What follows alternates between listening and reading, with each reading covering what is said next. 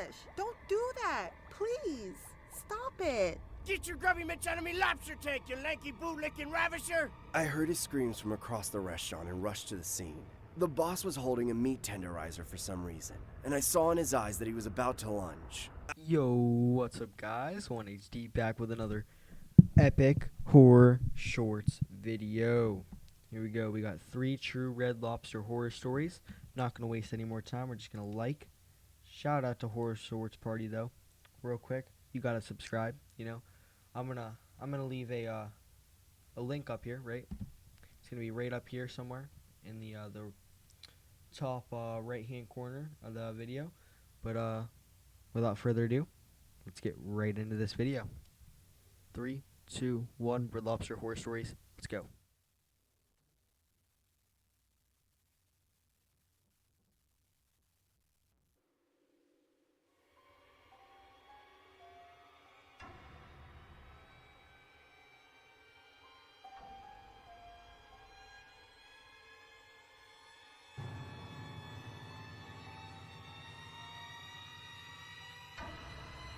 Now this story may sound over the top, but believe me, sometimes stories like these are not as unusual as you think.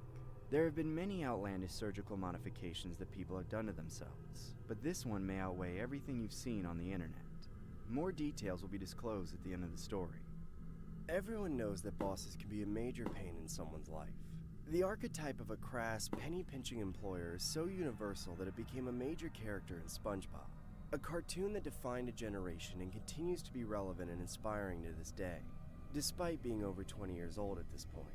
And while I'm sure many people out there do from time to time derisively refer to their boss as a real-life Mr. Krabs, I very seriously doubt that anyone has truly experienced a boss so unwittingly faithful to the character that they could actually earn the title. That is, except for me and my coworker. I don't know about this one, guys. It says that it's real, but I don't know. We're gonna have to find out, but let's just keep watching. I've worked at a Red Lobster ever since I got out of college, and the man who used to run the restaurant was as close to being the real-life Mr. Krabs as any human being could possibly get, both in personality and physiology. He always had a pear-shaped body and big old meat hooks for hands. Dang.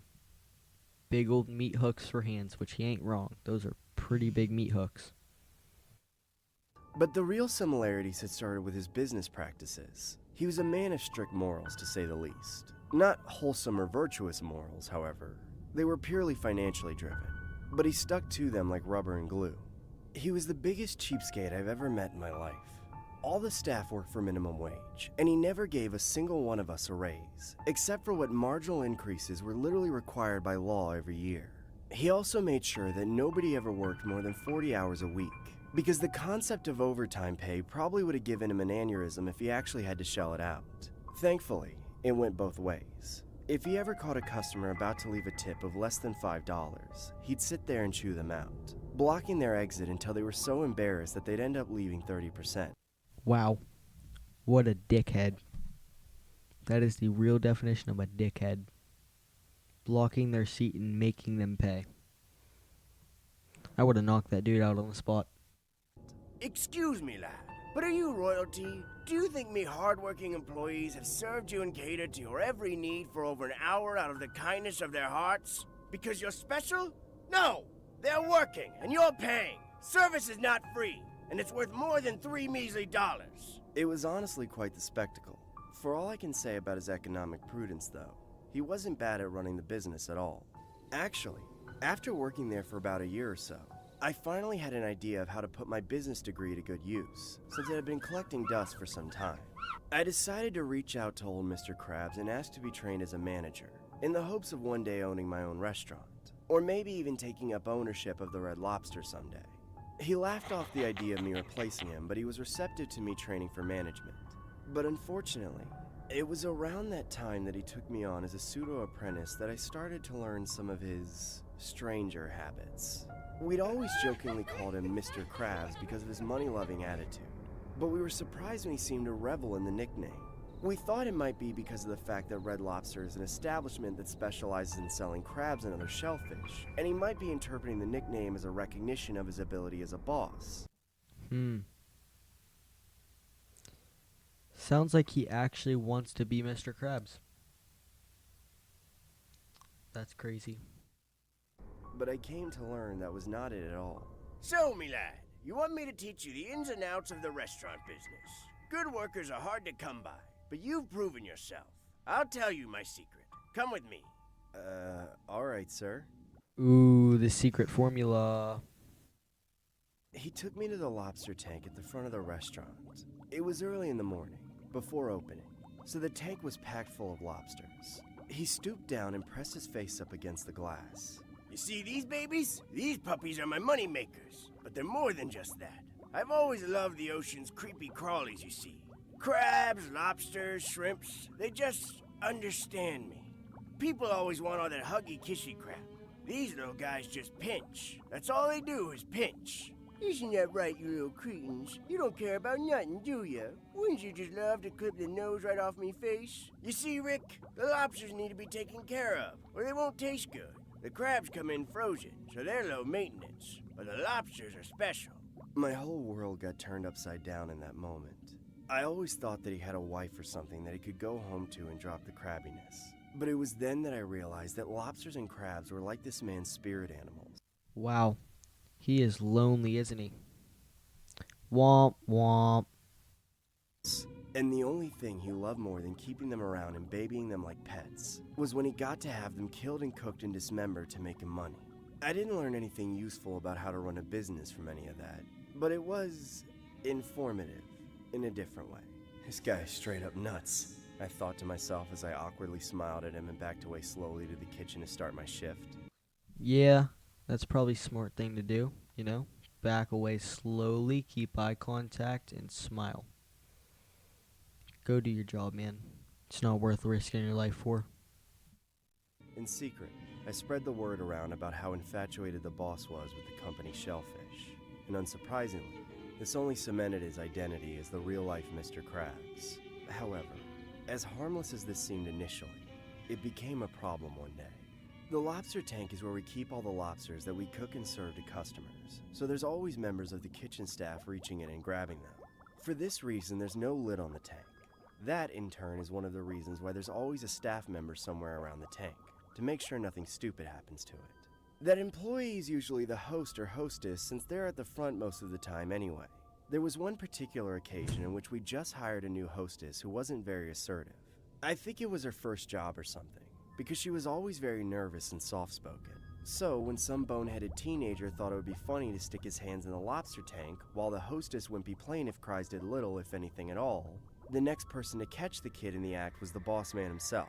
Oh my gosh, don't do that. Please, stop it. Get your grubby mitts out of me lobster tank, you lanky bootlicking ravisher! I heard his screams from across the restaurant and rushed to the scene.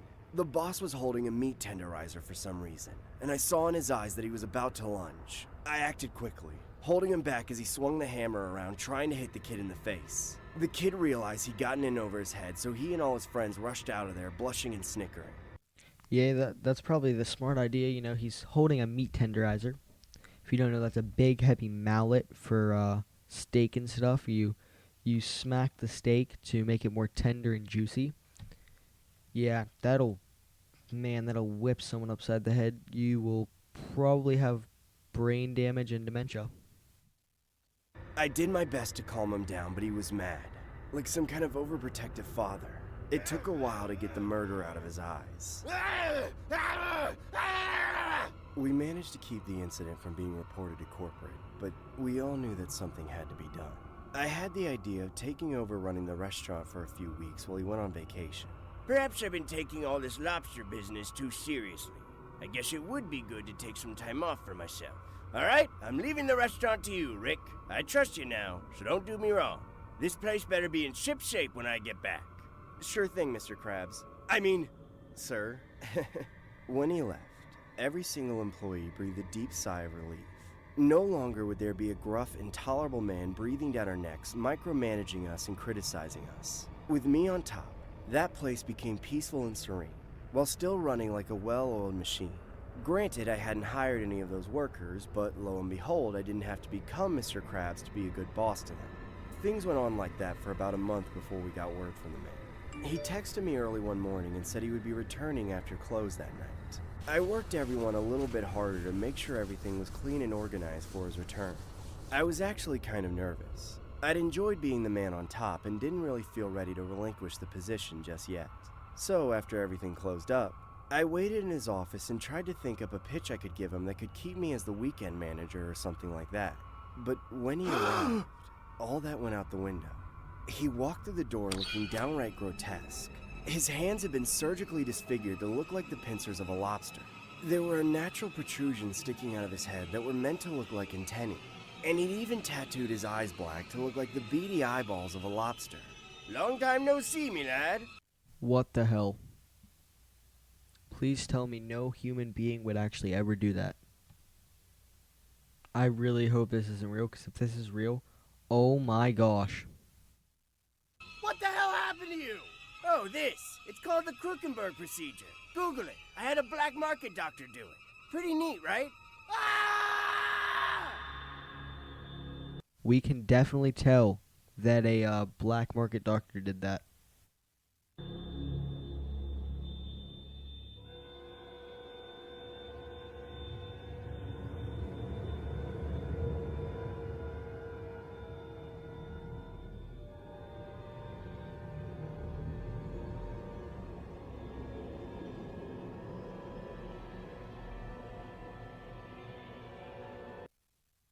That is horrific.